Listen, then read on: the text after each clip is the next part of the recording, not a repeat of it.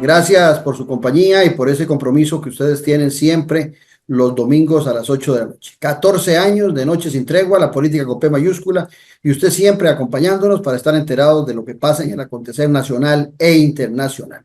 El día de hoy vamos a hablar de un tema que se las trae. Es un tema que se ha estado discutiendo mucho desde hace varios años, que es el tema de las pensiones, llamadas pensiones de lujo. En ese campo de las pensiones de lujo se han hecho varias propuestas. Ya inclusive en la administración pasada, en la asamblea, para ser más preciso, en la asamblea legislativa del periodo pasado, se tomó una disposición de reducirlas con un impuesto que se les tasó del 50%. Ese impuesto ya está hace mucho tiempo corriendo.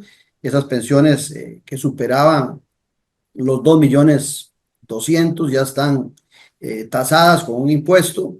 La gente sigue viendo el monto bruto, pero no el monto neto de esas pensiones llamadas de lujo. Pero ha habido una propuesta del Poder Ejecutivo en relación a que ninguna pensión supere aproximadamente el 1.700.000. A sabiendas de que en el caso de la Caja Costarricense de Seguro Social no hay una sola pensión de lujo. Las pensiones de lujo se dan en otros regímenes. Lo que sobra en la Caja Costarricense de Seguro Social son pensiones paupérrimas, muy débiles, muy bajas. De esto vamos a hablar entonces con el que sabe desde el punto de vista legal, como es don Rubén Hernández Valle, y también desde el análisis económico con Francisco Esquivel Villegas. Don Rubén, como siempre, agradecerle su presencia aquí en Noche Sin Tregua. Buenas noches, un placer estar nuevamente en el programa con tan distinguido compañero. Bueno, Si quiere, vamos, don Rubén. Saludo a don Francisco, vamos al corte comercial y ya regresamos. Perfecto. Don Francisco, todo bien, excelente. Muchas gracias por estar con nosotros.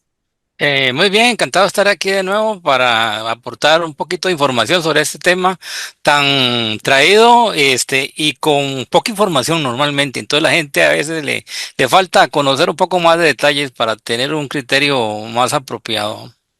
Perfecto, ya regresamos con don Rubén Hernández y don Francisco Esquivel aquí en Noche Sin Tregua.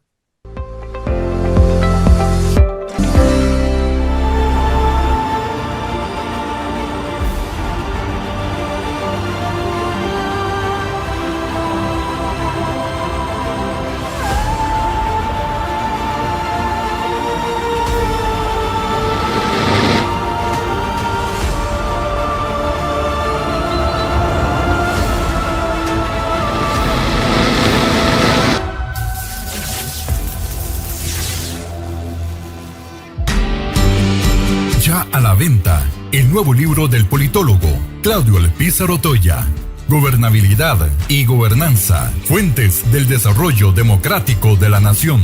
Un libro para comprender la diferencia de dos conceptos claves, que son dos caras de una misma moneda. Gobernabilidad y Gobernanza, Fuentes del Desarrollo Democrático de la Nación.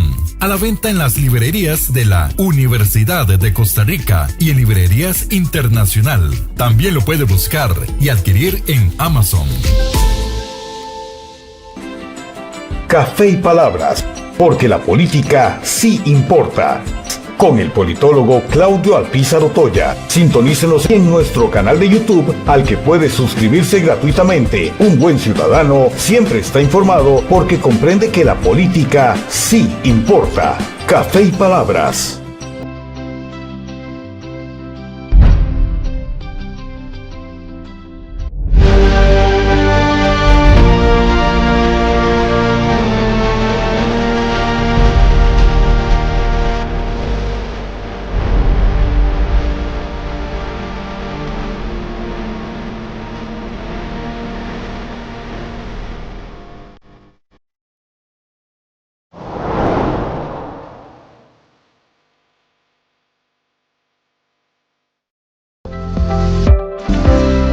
Gracias por mantenerse en nuestra sintonía y de inmediato al tema, porque hay mucho que hablar de un tema muy interesante y el tiempo siempre nos gana.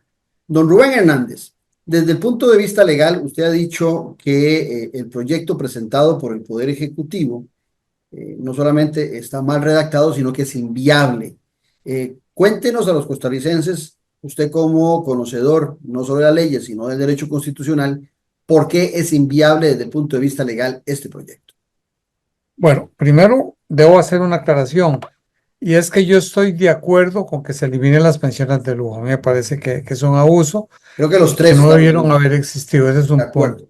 Segundo, la Constitución es muy clara en el sentido de que solo puede haber un régimen, que es el de la caja. Eso está desde el 43, reiterado en el 79. Pero sin embargo, ambas normas constitucionales, tanto en el 43 como en el 49, cometieron un error, y es que no establecieron un transitorio indicando que los regímenes existentes en ese momento tenían un determinado plazo para incorporarse a la caja. Entonces, por eso subsistieron el de los el de Jupema, que administra hoy día Jupema, y el régimen que ya desapareció dichosamente en el 94-95, que era el régimen de Hacienda, y luego Don Rubén, nada más lo interrumpo ahí para sí, que me parece muy importante lo que usted está diciendo. O sea, esos dos regímenes, el de Jupema y el otro que usted menciona, ya existían antes de 1949 cuando se crea el eso régimen de es, pensiones de la Caja Costarricense de Seguro Social. eso es. El único que se crea posterior a la entrada en vigor de la Constitución, que fue en los años 50, o no recuerdo si antes existía o no algo, es del Poder Judicial. Pero en todo caso, esos regímenes son inconstitucionales porque el artículo 73 es muy claro en el sentido de que solo puede haber un régimen, que es el de la caja. Sin embargo, en el año 2020 se planteó una acción de inconstitucionalidad justamente para que la sala dijera que solo cabía un régimen. La sala se salió por la tangente y dijo que en principio era cierto, pero que podían coexistir otros regímenes siempre y cuando fueran autosuficientes. Pero resulta que ninguno de los regímenes que subsisten son autosuficientes, porque todos dependen de la cotización del patrono, que al final de cuentas son fondos públicos, y de la cotización del Estado como tal. Es decir, prácticamente como el 80%, el 75% de los dineros que reciben esos fondos provienen de fondos públicos, de manera que no son autosuficientes. Bueno, eso quería hacer esa aclaración previamente. Ahora bien, este Válida y muy proyecto, importante. sí, gracias. Vea, este proyecto de ley tiene un error de base y es que trata de regular derechos adquiridos, es decir, trata de eliminar derechos adquiridos inmediatamente. Este proyecto de ley tiene viabilidad jurídica si se aplica a los futuros pensionados, es decir, a los que todavía no son pensionados. Está bien, puede establecer ese límite máximo que lo equipara al tope de las pensiones de la caja, eso no hay ningún problema. El problema es que trata de que los actualmente pensionados de lujo tengan que ajustar el monto de sus pensiones al máximo tope fijado por el de la caja. Eso no es posible porque hay derechos adquiridos. ¿Y cómo se solucionaría el problema? Ya hay antecedentes. Hay antecedentes y lo que debería hacer el Poder Ejecutivo es, primero, hacer una declaratoria de lesividad y tiene que hacerlo uno por uno de cada uno de los pensionados y uno por uno de los aumentos. Es decir, dentro de un caso de un pensionado puede meter todos los aumentos. Una vez declarados lesivos al interés público, tendría que ir a la jurisdicción contenciosa para que allí se declaren absolutamente nulos. Si llegaran a declararse absolutamente nulos luego que pase el filtro del Tribunal Contencioso de la Sala Primera, los efectos de esa sentencia serían hacia el futuro. Es decir, no podría cobrársele todo lo recibido en exceso durante estos años. Pero el problema es que para poder solicitar o hacer esa declaratoria de lesividad, porque el acto está viciado en nulidad absoluta, y desde el punto de vista legal, no hay ninguna ilegalidad porque todos esos aumentos se decretaron al amparo de leyes que estaban vigentes y eran válidos en su momento. La única posibilidad de eventualmente lograr esa nulidad es que se considere que esas leyes eran inconstitucionales. Eso le iba a Entonces, preguntar. tendrían entonces primero que plantear la inconstitucionalidad. Si la sala declara que es inconstitucional, entonces hacer los declaratorios de lesividad y luego ir al contencioso.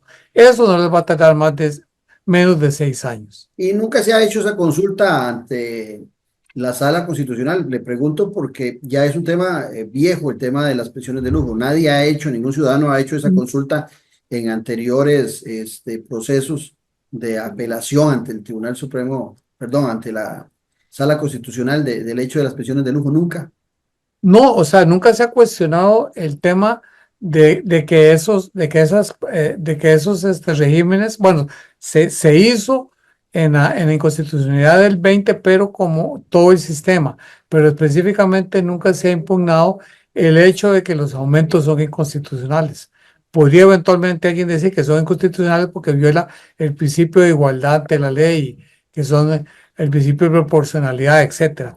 Pero ese tema no se ha discutido. Entonces, si el Poder Ejecutivo, para declarar lesivos esos actos al interés público, como paso previo ir a un contencioso a su anulación, tendría que accionar en alguna forma ante la sala para que la sala diga que eventualmente esas leyes que otorgaron esos beneficios son inconstitucionales. Entonces, pero ahí no hay una garantía de que puedan aplicarse retroactivamente, porque normalmente la sala, con base en el artículo 91 de la Ley de la Jurisdicción Constitucional, declara la inconstitucionalidad de una norma con efecto retroactivo, dice, salvo derechos adquiridos de buena fe. Y posiblemente aquí diría que todos esos funcionarios adquirieron los derechos de buena fe, porque en ese momento esa era la legislación aplicable. Entonces yo creo que jurídicamente eso no tiene viabilidad. Estaba oyendo al presidente el lunes pasado que habló ante la Corte Interamericana y decía que le iban a hacer una consulta en poco tiempo acerca de eso. Pero el error es que ya procesalmente no lo pueden hacer. La consulta tendrían que haberla planteado antes de presentar el proyecto de ley. ¿Por qué? Porque si presentan ahora la consulta, la Corte Interamericana la va a declarar inevacuable porque dice que no pueden meterse a un asunto que ya está en la corriente legislativa interna del país. Sería interferir sobre los órganos internos. Las veces que se han hecho consultas de convencionalidad que ha hecho el gobierno de Costa Rica, inclusive sobre posibles reformas a la Constitución, se han hecho antes de presentar los proyectos a la corriente legislativa. De manera que la eventual consulta que presente el Poder Ejecutivo va a ser inevacuable porque la están planteando en un plazo que no corresponde. ¿Por qué? Porque debieron haber aguantado el proyecto de ley y presentar primero la consulta de convencionalidad. Pero independientemente del camino que se tome, me queda algo claro que usted acaba de decir, el tema de los derechos adquiridos, o sea, ya sea a nivel internacional que se haga la consulta ante la Corte Interamericana o ya sea a nivel interno en la Sala Constitucional, los derechos adquiridos siempre son respetados. Y le agrego a este comentario y consulta que le hago también. Tal vez si le explica a los oyentes por qué cuando se aprobó en la Asamblea Legislativa pasada un impuesto de un 50% para todas las pensiones que superaban, creo que eran los 2.200.000, ¿por qué no pudo ser más? ¿Por qué se quedó en 50%?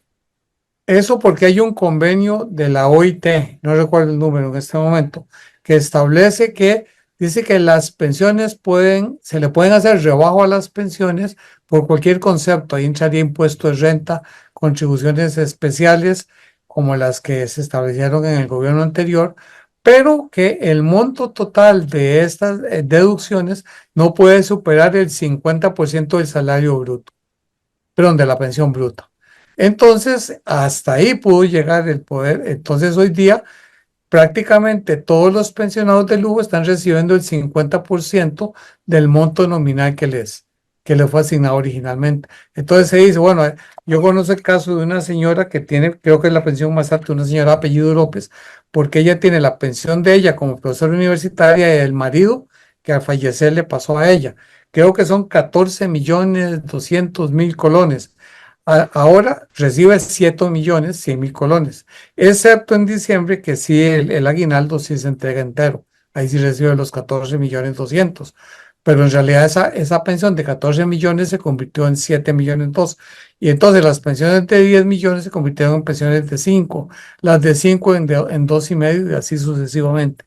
Entonces es importante aclarar eso porque normalmente se usa de mala fe decir los montos brutos, pero no se dice los montos netos, los que efectivamente recibe el pensionado. Y es importante también aclarar que hay otros impuestos, otras cargas sociales, como por ejemplo los pensionados que no son de la Caja Costarricense de Seguro Social, están obligados a seguir pagando por Todos. enfermedad, ¿verdad? Siguen cotizando a la caja, ya no para pensión, pero sí para el Sí, tema todos. de enfermedad. Eh, Vamos de inmediato con Francisco Esquivel. Francisco, hace algunos días vos hiciste un trabajo, un artículo muy interesante, donde analizaste el proyecto de ley presentado por el gobierno para regular estas pensiones de lujo.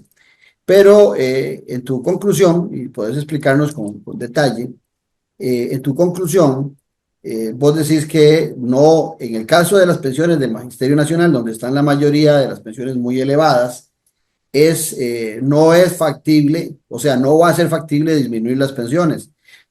Tomando también un acuerdo internacional de la OIT, si no me equivoco, vos haces también referencia de que hay un límite porcentual que haría que las pensiones inclusive superen los 4 millones de colones. Sí, es correcto. Primero, quiero comenzar exactamente con la misma aclaración de don Rubén. Yo estoy en contra de las pensiones de lujo, eso está claro. Lo que uno está criticando es podríamos decir, adefesios que se presentan como proyectos de ley o leyes ya aprobadas, como es el caso de la 9796 aprobada durante la administración Alvarado. Hay que distinguir eso, ¿no? Entonces, porque a veces uno comienza a decir, mire, esto no funciona por esto. Ah, entonces está de acuerdo con las pensiones de lujo. No, no, no, no, no. Lo que pasa es que lo hacen mal. Entonces, por favor, o sea, pongámonos en orden, hagamos bien las cosas, ¿verdad? Ok. Y otra aclaración antes de entrar en el detalle, para darle continuidad a las cosas que planteó don Rubén, que me parecen muy interesantes.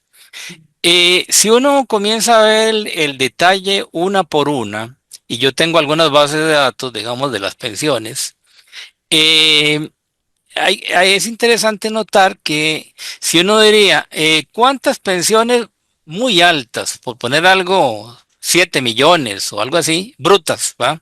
Existen, no más de 100.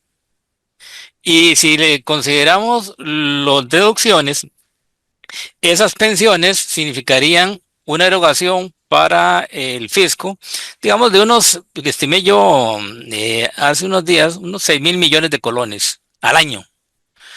Eso, el común de las personas diría, uy, qué bárbaro, 6.000 millones, qué montón de plata, pero ubiquémonos, 6.000 millones en Costa Rica significan una milésima del gasto del Ministerio de Hacienda.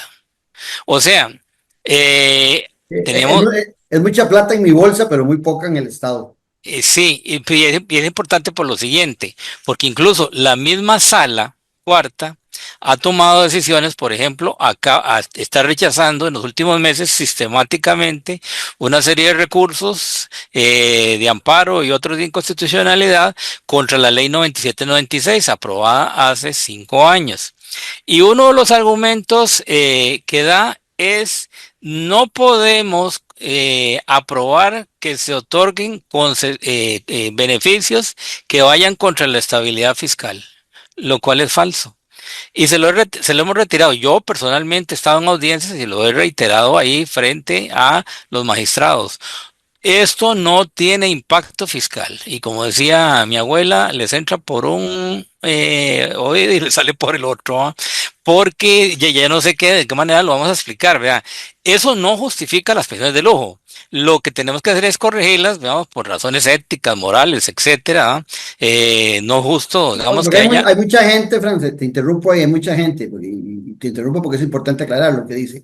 Es que con esas pensiones podríamos aumentar todas las pensiones de la caja y tendríamos, Sí, bueno, primero son recursos que se manejan en diferentes estamentos, regímenes. en regímenes, y en segundo, Sí. sería una gota de agua para mejorar los regímenes de la caja costarricense Sí, social. y en eso el oficialismo, antes como movimiento para la presidencia y ahora ya montados en zapote, han utilizado esa tergiversación. Es la misma lógica que usaba Bukele en El Salvador cuando era candidato. Bukele tenía una frase que decía, la plata rinde cuando no se la roban. Y todo el mundo le creyó y felices, y por eso vamos con Bukele y toda la cuestión va en aquella época. Sí. Entonces, digamos, fiscalmente no hay impacto significativo. Usted le puede bajar 6.000 millones al gasto del gobierno y está bien, qué bien, se ahorró 6.000 millones, pero eso no va a reducir el déficit fiscal que tenemos en estos momentos alrededor del 3,5% respecto al PIB. Entonces, eso es fundamental, digamos, entenderlo. ¿Por qué? Porque se utiliza el tema de las pensiones de lujo para hacer circo. Entonces, de muy bonito. Yo me declaro luchador contra las pensiones de lujo. Denme en posición de poder y van a ver cómo yo las elimino. Lo cual es falso, porque pueden eliminarlas, pero el impacto fiscal es pequeño, ¿ah? Y el otro elemento más importante es, y sobre todo con los principales regímenes, están cerrados hace 30 años. Ujú. Entonces estamos luchando en realidad contra molinos de viento porque, por ejemplo, el caso más claro, el régimen más grande, que es el del magisterio, tiene 45.000 pensionados y 5.000 con derechos a pensionarse, pero que no se han pensionado. Porque a la hora de aprobar la ley 7531 en 1995, se dejó una cobertura de gente que todavía estaba, digamos, en una edad de 30, 35, 40 años, pero no estaban para pensionarse. Entonces ellos quedaron cubiertos por la fecha en que ingresaron al régimen. El 7531, digamos que es el régimen base sobre el cual se aplican las modificaciones actuales. Entonces, ojo esto, 45.000 ya pensionados, 5.000 en proceso de pensionarse. De esos 5.000, según datos que me ha dado Jupema a mí, la mayor parte son maestras, profesores de colegio, que no van a pasar de 1.200.000 de pensión. O sea, ahí no hay peligro. Bueno, a ellos sería, siguiendo la lógica que ha planteado don Rubén ahora, a los únicos que se les podría aplicar legalmente una modificación. Pero lo importante es que los regímenes, sobre todo lo que hablamos con cargo al presupuesto nacional, están cerrados. Entonces también estamos creando fantasmas ahí. Cuando decimos que están cerrados, lo que estamos diciendo es que Hace 30 años. está cumpliéndole al rezago de gente que todavía queda porque tiene derechos adquiridos, tal y como lo decía don Rubén, pero Más los que están vivos. sí, pero que nadie va a ingresar nuevamente a esos regímenes. No, Ya esos desde regímenes hace 30 años. La ley 7531 se aprobó en 1995.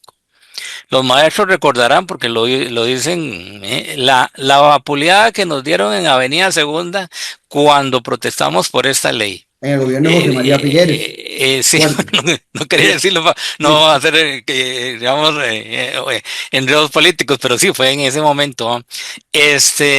Y ahí se cerró, quedaron cerrados.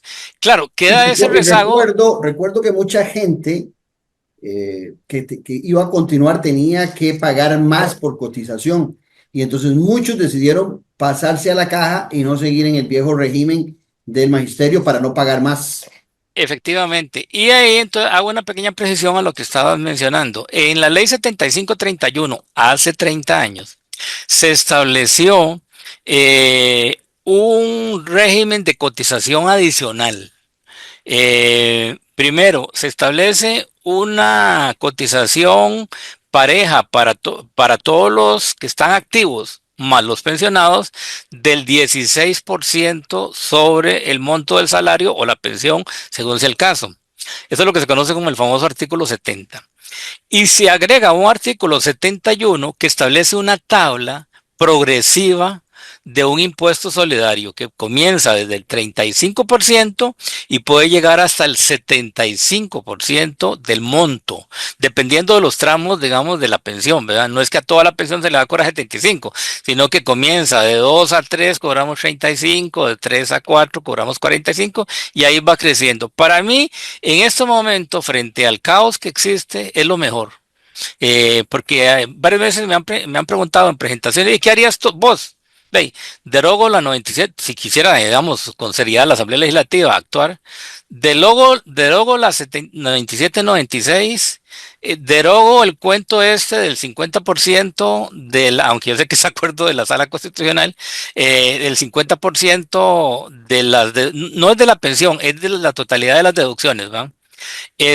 Y obviamente no apruebo esta chanfaina que acaban de presentar el gobierno, o sea, no lo aprobaría. ¿Qué es lo mejor? En el caso del magisterio, volver a la 7531, que tiene una escala progresiva sin límite.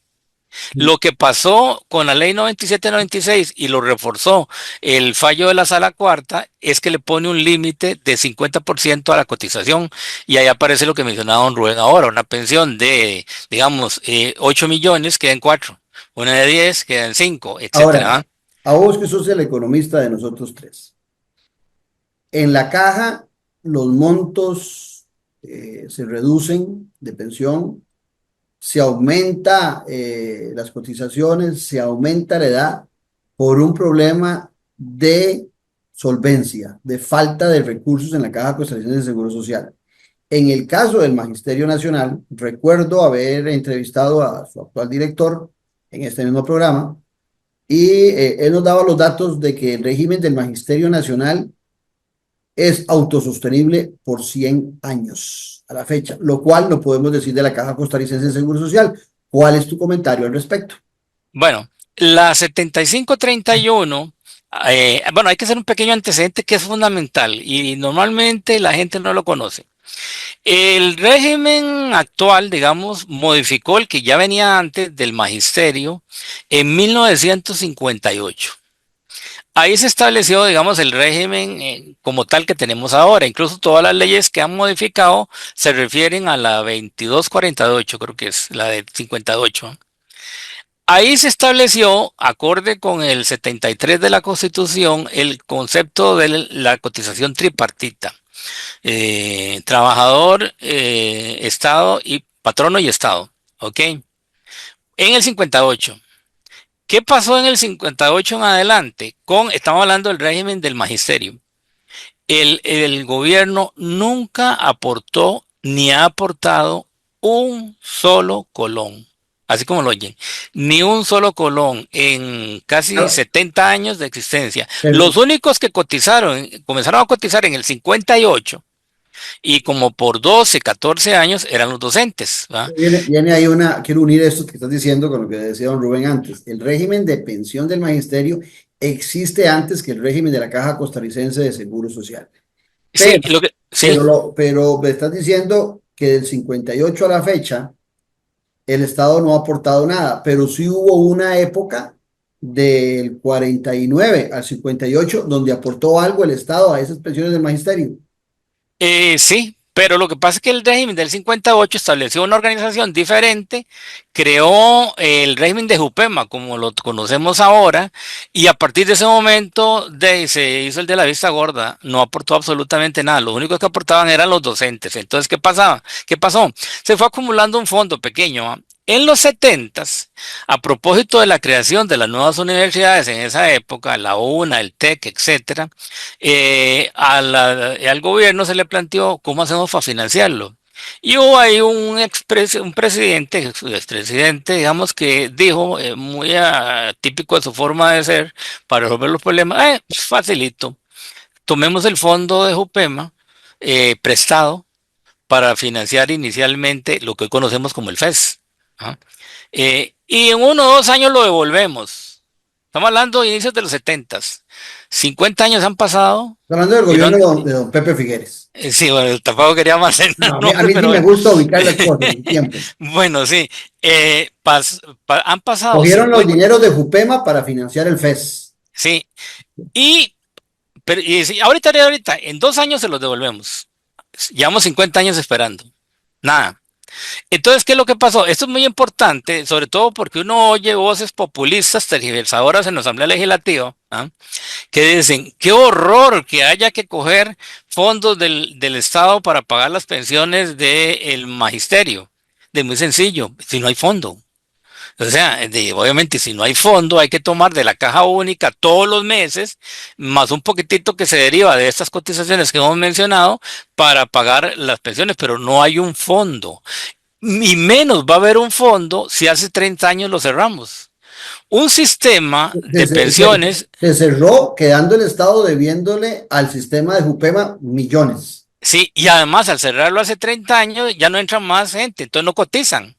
Entonces es un fondo condenado a la muerte. Entonces, de hecho, en la ley de 75 o 31, ante el caos este que hemos mencionado, dice, bueno, hagamos una cosa. Los que están ahora y algunos más que les vamos a dar unos ciertos años para que puedan acogerse a esta ley, van a quedar en lo que llamamos régimen transitorio de reparto. Esos son los 45.000 que están pensionados ahora, más 5.000 que están esperando el momento de pensión. Pero Pero qué interesante, Francisco, porque ese régimen que acabas de contarnos, y al final de cuentas es una forma en que el Estado le está pagando aquel montón de años donde donde tomó los recursos de Jupema, de los profesores y maestros, y nunca los reintegró. Entonces, de alguna manera está pagando lo que en algún momento tomó como prestado. muy parcialmente, porque estudios de Jupema revelan hace unos 3 o 4 años que si se mantiene, Jupema ha mantenido el cálculo como si el Estado hubiera pagado cuáles habrían sido los fondos y hace una especie de estudio actuarial, y Jupema hace unos 3 o 4 años tenía estimado que la deuda del Estado con el magisterio es de 5 billones de colones, más grande que la de la caja. O sea, es cierto, está pagando las pensiones y de alguna manera devuelve algo, pero está debiendo 5 billones de colones. ¿Va?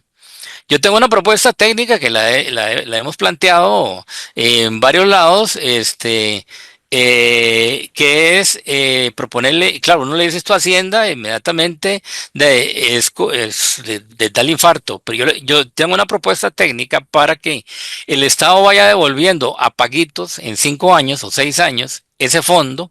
Si ese fondo se le devuelve a Jupema, Jupema puede, con ese fondo, más lo que cotizan los 45.000, seguir pagando las pensiones y el Estado se olvida de las pensiones del magisterio. Ahora, pero quiero hacerte una aclaración. Lo que dijo el señor Arias en tu programa de la sostenibilidad no es del régimen transitorio de reparto. Es del régimen de capitalización colectiva, porque en el 95, la 7536 lo que hace es, bueno, vamos a separar los viejos acá, los que estaban en ese momento, más algunos que quedan con beneficios.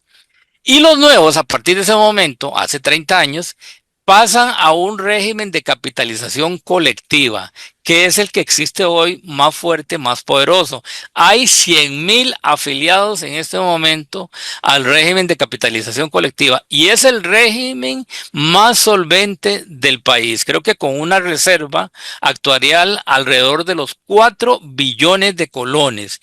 Efectivamente, el señor Arias, cuando planteó eso, tiene toda la razón, pero para el régimen de capitalización colectiva, no hay que confundirlo con el régimen transitorio de reparto. Para ir con don Rubén, porque me has dado también luces para varias preguntas para don Rubén, pero antes, en ese régimen, no en el viejo, no en el de reparto, la pensión más alta, normalmente es de profesores universitarios, ¿a qué monto puede llegar?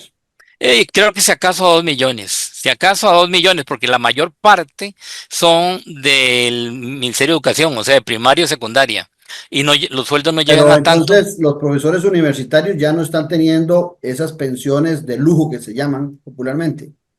¿O si hay posibilidades? Sí podrían, pero la ley 7531 estableció un tope para todas las pensiones bueno, en términos técnicos, un salario de profesor, de catedrático con 30 anualidades y régimen exclusivo. Eso da 4 millones de colones.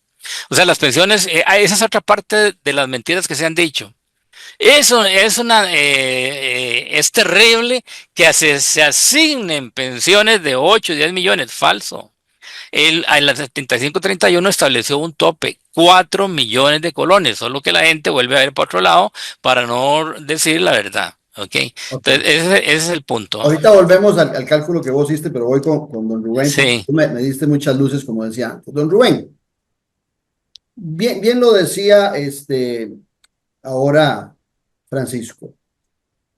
En este régimen de pensiones de lujo no afecta las finanzas, el fisco del país, y los tres estamos de acuerdo en que no deberían existir, pero si no existieran, o sea, tampoco se salvó el país en el sentido de las finanzas públicas, porque bien lo decía el economista Francisco Esquivel, que es si acaso llega un pellizco de las cuentas. Sin embargo, Francisco decía algo muy importante, que creo que nosotros tres y a quienes nos están oyendo, nos hace oponernos a las pensiones de lujo. Es la indignación que sentimos cuando hay ese tipo de pensiones. Usted nos decía antes que cuando se aprobó en el 49 la Constitución y se incorporó a la Caja como institución autónoma en esa Constitución y se incorporaron el tema de las pensiones en la Constitución, se habló de un solo régimen. ¿Existe posibilidad hoy en día de que tengamos un solo régimen de pensiones? Y por supuesto que muchos desearíamos que ese régimen de la Caja funcionara con la calidad de que Carlos Arias, y que cuando lo invité a este programa nos dijo, de la sustentabilidad que tienen el régimen del magisterio. Porque también, si le planteamos a la gente, ustedes van a ir todos a la Caja, pero empiezan a cuestionarse, como hoy en día muchos jóvenes dicen, no, hombre, ¿para qué? Ni pensión voy a tener. Dicen que la Caja cada vez la disminuye, cada vez los años aumentan. Bueno, en general, eso es un comentario adicional a la pregunta.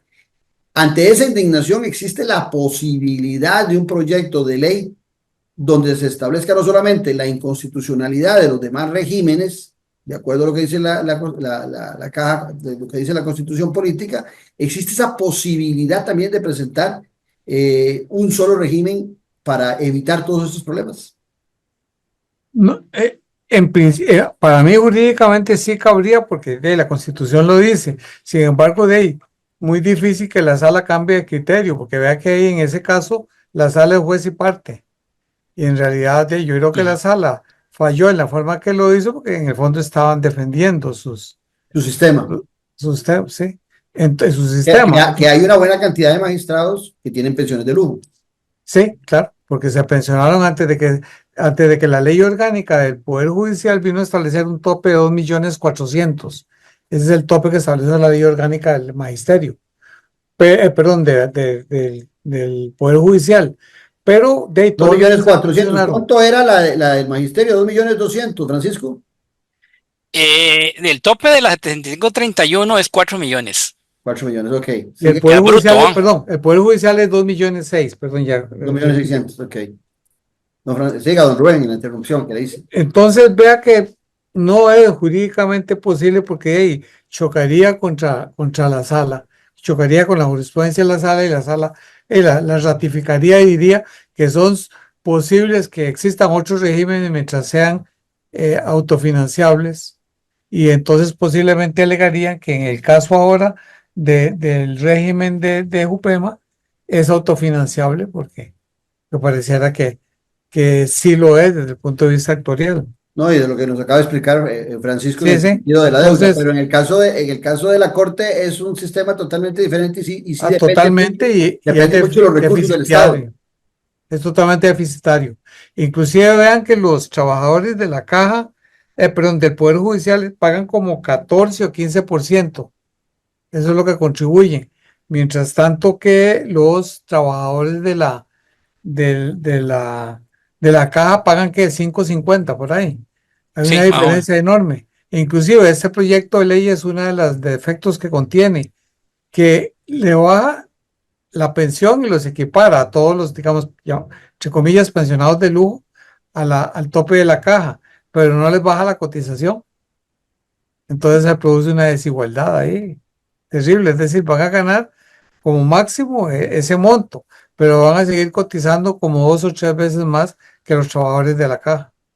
Don Rubén, ¿y por qué en el proyecto que se aprobó en la legislación pasada, en la administración pasada, por qué cuando se tasó como un 50% de un impuesto máximo, porque se decía que si no era confiscatorio, por qué no se eliminaron las pensiones? O sea, ¿por qué se tasó con un impuesto, pero en el mismo proyecto no se hizo adicionalmente nada para evitar que surgieran nuevas pensiones de 4 millones o más?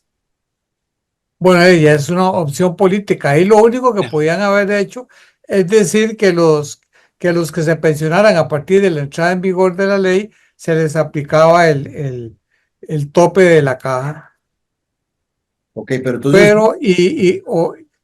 Y decir que entonces todos esos trabajadores de eso era. Ese es el tope que podían haber establecido. Pero no dijeron. Lo que vinieron a decir fue que el monto de los rebajos no podía exceder el 50%. Y don Rubén, aquí mismo, no existe, porque eso es otro tema constantemente que repiten muchos en redes y la gente, ahora lo decía Francisco, manejan mucha desinformación. No existe ningún mecanismo legal, a menos que sea dictatorial, que permita que las pensiones que tienen derechos adquiridos y que se mantienen sobre los 2 millones, más, hablemos diferente, sobre el 1.700.000 de la caja, sean obligados todos esos regímenes a solo dar 1.700.000 igual que la caja. No existe legalmente Sí. ninguna posibilidad de hacer eso. Sí, ya lo dije, es declarándolo lesivos al interés público que tendría que hacer el Consejo de Gobierno y luego ir a un tribunal contencioso para que decrete la nulidad de todos esos aumentos. Pero el problema es, Por un tema de inconstitucionalidad, nos dice usted antes.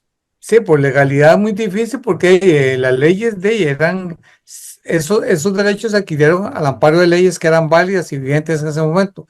Lo único que podría alegarse eventualmente es que esas leyes eran inconstitucionales porque establecían regímenes discriminatorios y violaban el principio de proporcionalidad, pero previamente la sala tendría que declararlo. Tendrían que accionar ante la sala para que lo declare inconstitucional con base en esa declaratoria. Entonces, hacer los procesos de lesividad y luego ir al tribunal contencioso para que los anule y eso va en apelación a la sala primera. Y ahí, eso dura 6, 7 años, ¿no? No es lo que usted decía anteriormente también. Estos magistrados que tomarían esa decisión estarían maltratando los beneficios posteriores que van a tener cuando se pensionen.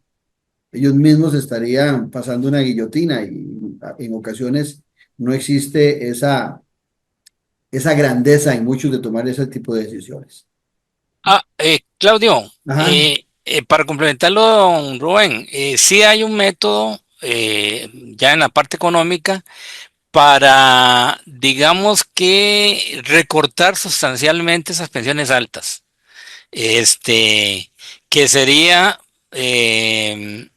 eliminar mucha alcahuetería, incluida la 97-96 del régimen de Carlos Alvarado, del periodo de Carlos Alvarado, y los últimos fallos de la Sala Cuarta, estableciendo sus límites. ¿Cuál es la forma? Derogando todo lo que hay y volviendo a la 75-31, que establecía unas tasas muy altas para pensiones altas. Por ejemplo, había una pensión con el régimen viejo, bueno, con el de hace 30 años, que cumplió con toda la legalidad y que se estaba aplicando hasta hace 5 años.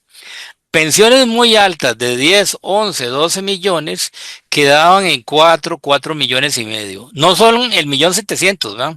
Pero sí quedaban con eso. Ahora, ¿qué pasó con la 97-96? Aprobada hace 5 años. Estableció unas tasas de cotización solidaria, el impuesto adicional que pagan, pero dice, pero no debe sobrepasar el 55% de la pensión bruta. Luego viene la Sala Cuarta y dice, no, ese 55 corréjalo y va para 50. Por eso es que es el famoso 50. Y hay una visión ahí de que dice, es que la gente cotiza hasta el 50, no.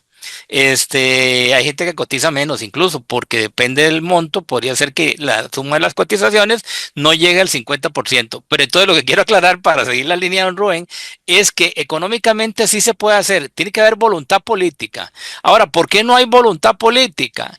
Porque si usted deroga la 97-96 más los límites que ha establecido la Sala Cuarta, hay una cierta cantidad de gente, que no son muchos, ¿verdad? Pero que se van a ver beneficiados. Un ejemplo, nada más regálame un segundito para plantear este ejemplo. Al aprobarse la 97-96, ese es un tema que no estamos viendo ahora, pero bueno, lo refiero rápidamente. Al aprobarse la 97-96 hace 5 años, ¿va? Eliminaron la tabla de la 75-31 de hace 30 años. Y la hacen supuestamente, según la diputada que lo formuló, según la diputada Yorleni León y según el Ejecutivo y una serie de asesores, va a ser progresiva y los más altos van a pagar más. Falso. porque la ley establece ese tope de 50%. Entonces, ¿qué es lo que pasa? Cuando usted comienza a calcular las pensiones netas, a partir de 7 millones, la cotización se para y comienza a bajar. Y se puede dar este extremo. Está sucediendo ya en este momento, un pensionado del magisterio, pongo el caso del magisterio, un pensionado del magisterio eh, que tiene una pensión que son muy pocos, pero hay una pensión de 10 millones de colones, está ganando 1 millón más que lo que tenía antes. O sea, la ley 97-96 aumentó la pensión neta de las más altas. Una regresividad total. Bueno, Ahora, lo interesante es que esto se le ha planteado a la sala cuarta y lo ha rechazado. pero vamos a Este, ver, don Rubén, ¿Sí? en los aportes que hace el Estado aporta menos. Ciertamente, vamos a ver, ciertamente quienes cotizan para el Poder Judicial les deducen más de su salario que lo que le deducen más a los de la Caja Costarricense de Seguro Social. Digamos que ahí está bien, si van a tener una pensión más alta, pues que paguen más. Pero viene aquí otro tema que le quiero plantear a usted. En el caso de la Corte Suprema de Justicia, el Estado aporta más y en el caso de la Caja aporta menos. Desde la visión igualitaria que debe tener el Estado costarricense, ¿no es también esto inconstitucional? ¿No es promover la desigualdad desde el Estado, aportarle más a un régimen que a otro? Debería el Estado aportarle lo mismo a todos los regímenes y a aquellos que se quieren pensionar con más, como en el caso de la Corte Suprema de Justicia, pues sí, que desde su salario aporten más, pero no es el Estado el que tiene que aportar. No, sí, estoy totalmente de acuerdo. Por eso es que lo lógico y el constituyente tuvo razón, solo hay un régimen de financiación tripartito que es igual para todos. Ahí se evitan todas las discriminaciones y desgraciadamente, como no se estableció esa disposición transitoria para dar un plazo para que todos se incorporaran al de la caja, tenemos el problema actual. Pero evidentemente, desde el punto de vista jurídico, eso es lo correcto. Es decir, que todos coticen lo mismo y que tengan el mismo tope. Y en este momento, eh, oyendo a Francisco, hay 100.000 pensionados en el magisterio y 375.000 en la Caja Costarricense de Seguro Social. No sé cuántos habrán en el Poder Judicial. Debe ser anda por los 20, 30,000. 30.000, ¿ok? Esa sería la totalidad. Estamos hablando de 500.000 de costarricenses pensionados en estos tres regímenes. No hay ningún otro. Y quedan ahí los poquititos de los Hacienda. regímenes con cargo al presupuesto nacional, ferrocarriles, Hacienda, etcétera, que siguen Imprenta nacional. imprenta nacional, en fin, hay un montón, Sí. pero poquitos, registro civil, etcétera, son poquitos que quedan como residuo. Conforme se vayan muriendo, va a ir desapareciendo eso. ¿Ah? Claudio, pero si querés, No, de una vez, pero antes, solo un comentario corto. En una lo que decía don Rubén, que exista solo un régimen, que solo sea el de la caja, por cuestiones económicas y demás, en una población que se envejece cada día más, y cada día más la población adulta mayor tiende a aumentar y las pensiones, por supuesto, tenderán a aumentar en cantidad de personas pensionadas. Francisco. que si querés vemos, porque quien nos está oyendo probablemente era de Francisco, dijo que él había hecho un análisis y demostraba que era el proyecto de ley del gobierno publicado la semana pasada, demostraba que no funciona. Si querés, dedicamos los últimos minutitos un poco a ver Dale, esto. ahí voy a incluir un cuadro que vos hiciste, lo vamos a incluir para que también sea orientación. Ok, ¿qué es lo que pasa? En el circo de la semana pasada, el miércoles, se dice, bueno, estamos presentando, y fue un circo, porque así fue, se presentó la hoy, ahora exministra de Presidencia, se presentó con una cantidad enorme de páginas ahí a la Asamblea Legislativa, con las cámaras de los canales de televisión oficialistas, enfocándola, y se hace todo un show. Estamos controlando las pensiones de lujo, no van a pasar de 1.700.000. Y efectivamente, si uno lee el proyecto, hay un artículo que dice se establece como tope máximo a la pensión neta, no a la bruta, porque la bruta, como decía muy bien don Rubén, no se puede tocar. Pero entonces establece un tope a la pensión neta de 1.700.000. Ok. Viendo la lámina esa que mencionamos, se podrá ver, yo hice un gráfico ese que ustedes están viendo en la lámina. Francisco, otra vez nada más para aclaración de los oyentes. Ese monto es el de la caja, o sea, en la caja no hay un Sí, solo pensionado de lujo. Es buscar que en los otros regímenes se acerquen a la pensión de la caja. sí, que es 1.765.000 colones, ok. Entonces yo tengo un pequeño modelito matemático que lo tengo desde hace 5 años con todo este alboroto del régimen transitorio de reparto, para calcular esto. No es que esté con esto superando el aporte de Pitágoras ni nada por el estilo, pero sí un pequeño modelito matemático, digamos, que me permite calcular, porque hay mucha gente que llega y me pregunta, mira, ¿y qué será con mi pensión? ¿Y qué será con esta? O otros que me preguntan otra cosa. Te dice el modelito y el modelito funciona perfectamente. Tanto así que Jupema tomó la idea, y si ustedes van a la página de Jupema, en estos momentos ellos tienen otro similar que se puede bajar para que el pensionado de Jupema pueda calcular las deducciones, porque la gente no tiene muy claro qué le están deduciendo. Bueno, entonces hicimos el cálculo, y comienzo a ver, digo, 2 millones de colones, sí, efectivamente, lo limita a 1.700.000. 3 millones de colones, sí, efectivamente, lo limita a 1.700.000. 4 millones, sí. Pero cuando calculo 5 millones, resulta que da 2 millones. Le digo, pero ¿cómo es esto? El proyecto de ley no era para establecer un tope en 1.700.000. Bueno, 5 millones queda una pensión neta de 2 millones. 10 millones queda una pensión de 4 millones. 15 millones, una pensión neta de 6 millones. Pero no me dijeron en la conferencia de prensa que no iba a haber pensiones mayores a 1.700.000. No, es falso. ¿Por qué? Porque resulta que el proyecto de ley establece otra chineazón. Dice que no deberían existir. Eso es precisamente lo interesante. Casa Presidencial está reproduciendo las pensiones de lujo. Dice que las va a controlar, pero con el proyecto de ley las está reproduciendo. Porque entonces introduce un artículo que dice, eso sí, el tope de 1.700.000 se puede aplicar siempre que, ojo, la pensión neta Un asterisco no dice, esté aplica restricciones. sí, aplica una restricción, dice, siempre que la pensión neta no esté por debajo del 40% de la pensión bruta. Pero lógicamente, vea un cálculo rápido que puede hacer cualquier oyente. ¿Cuál es el 40% de 10 millones? 4 millones. Ya solo ahí se volaron el tope completamente, ¿va? Entonces, es un tope ficticio. ¿Y qué es lo que sucede? Otra desigualdad. Están haciendo que recaiga lo fuerte del tope sobre las pensiones menores. Cierto que son altas, pero digamos son menores, de 4 millones para abajo.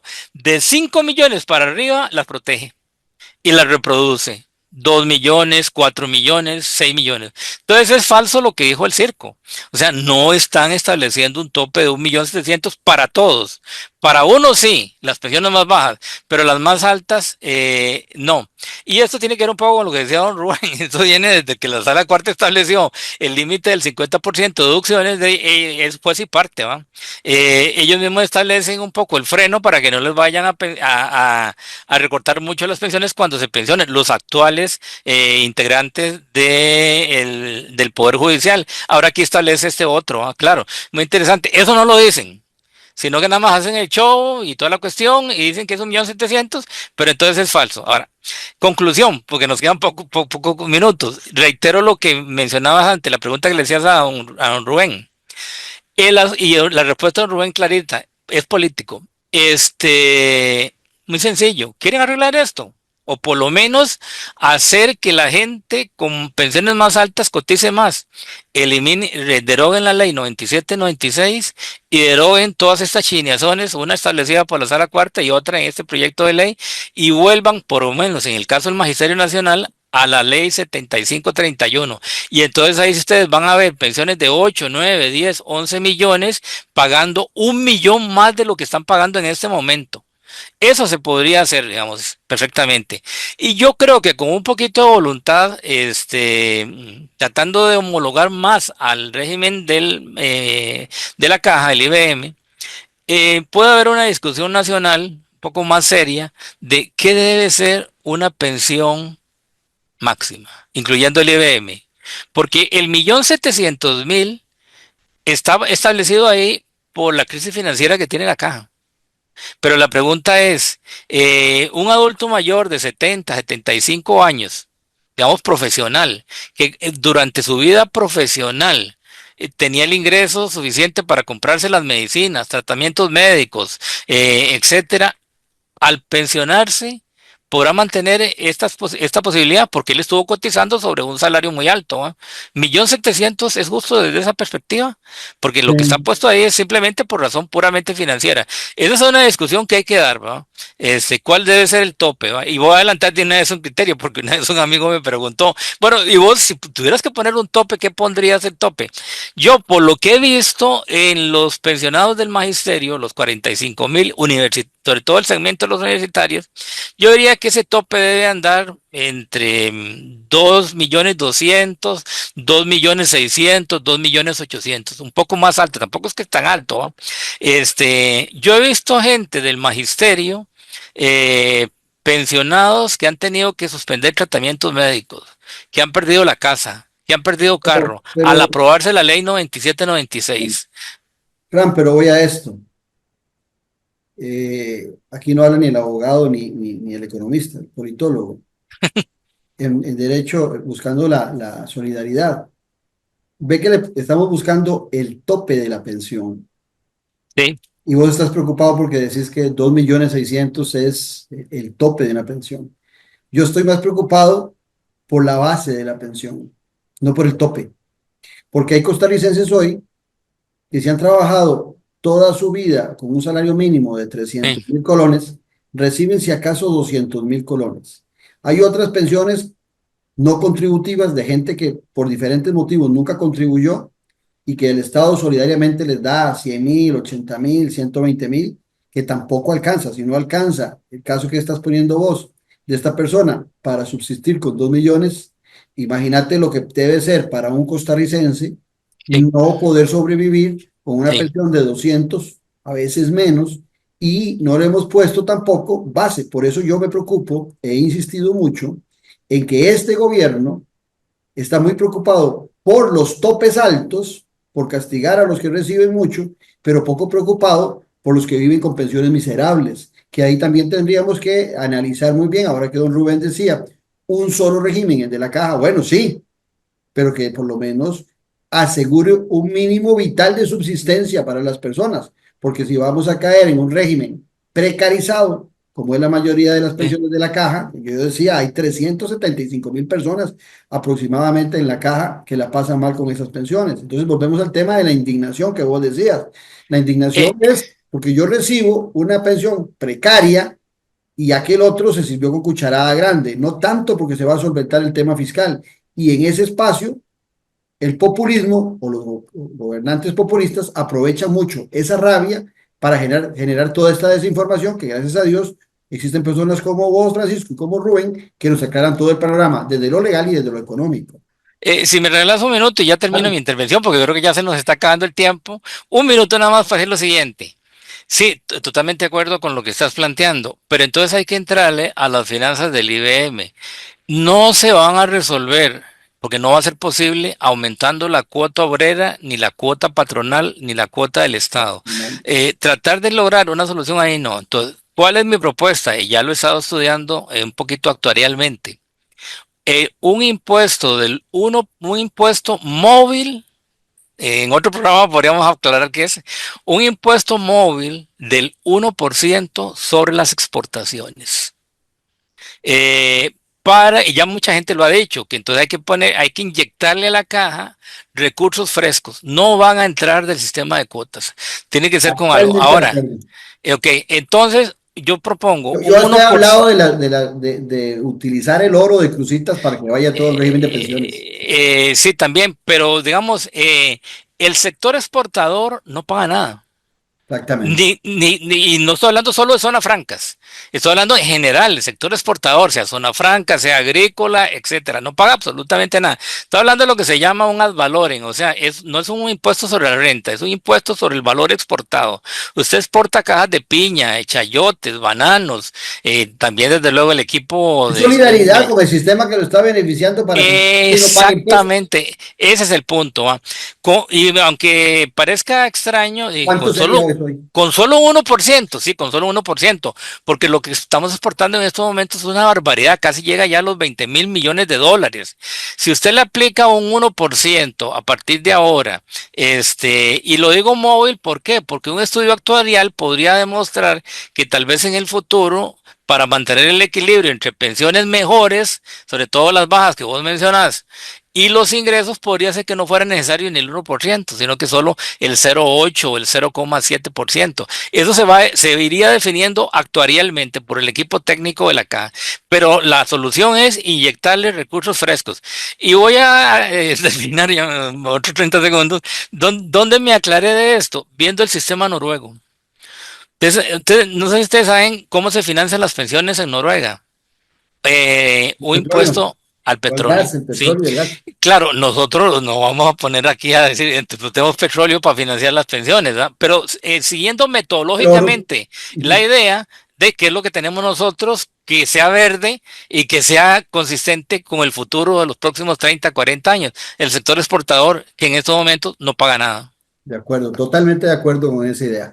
Don Rubén, su cierre.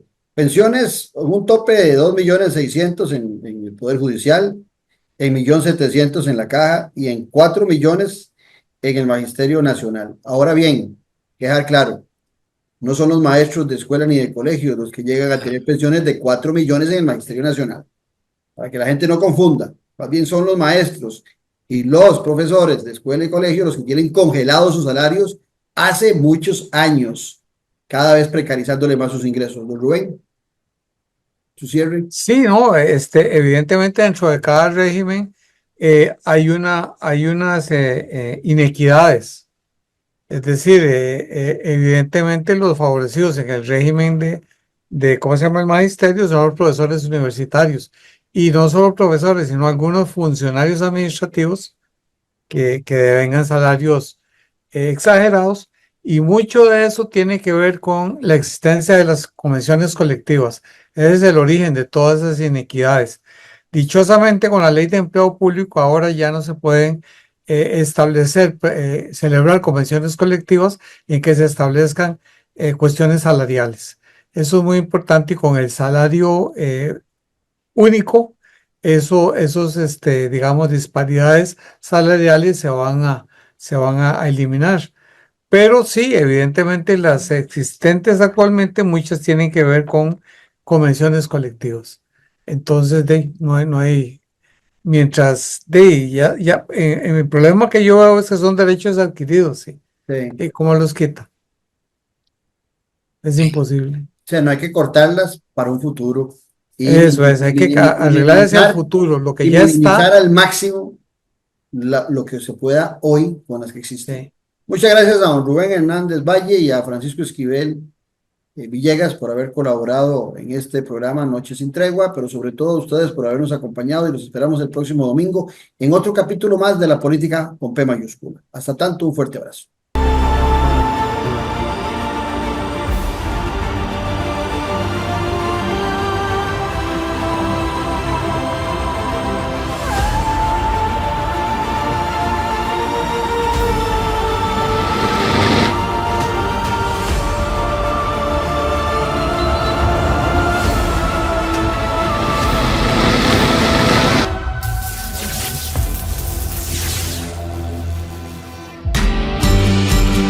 A la venta, el nuevo libro del politólogo Claudio Alpizar Otoya, Gobernabilidad y Gobernanza, Fuentes del Desarrollo Democrático de la Nación.